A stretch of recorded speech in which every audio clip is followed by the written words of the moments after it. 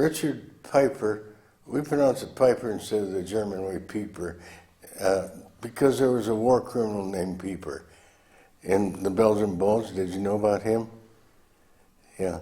And anyway, I was a private first class.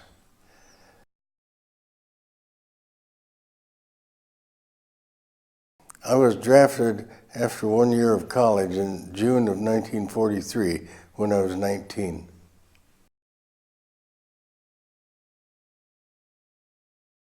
Well, I was in the 3rd Army, 97th Infantry Division, 303rd Regiment, 3rd Battalion, Company K, 4th Platoon.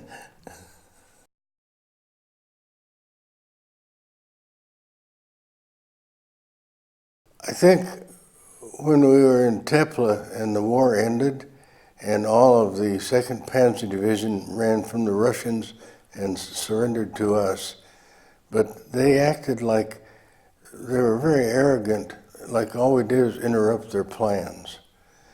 And that kind of upset me, that they felt that way. And I didn't appreciate it.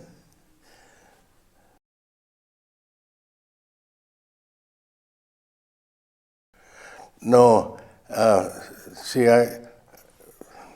what happened in 43, they trained us for African warfare. By the time we finished that, the African war was over. But then they came to me and said I qualified to be a pilot, so they sent me to the Air Corps. So I went to school for 5 months. That kept me from coming over here.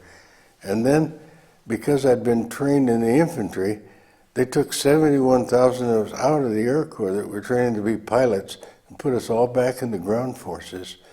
And then we had an ASTP program, and they canceled that, and they put all them in the ground forces.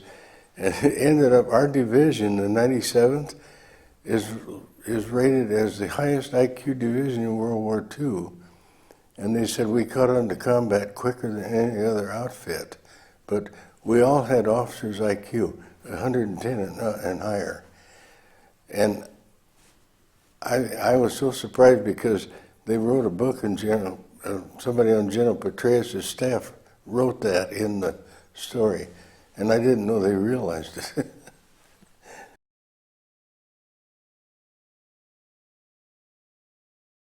And, well, the taking in of all those prisoners in Tepla, and the monastery there let us use that as a prisoner of war camp.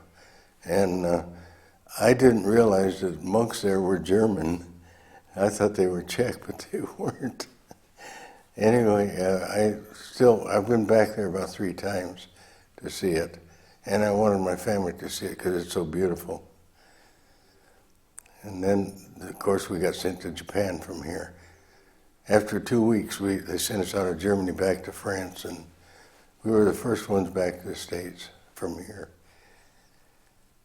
And that was a big celebration. Boats came out, and they had drum majorettes and bands and water shooting in the air. And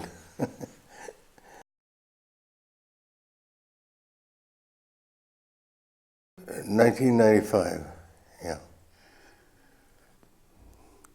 You know, one thing, I just thought of something, and it's because of you people.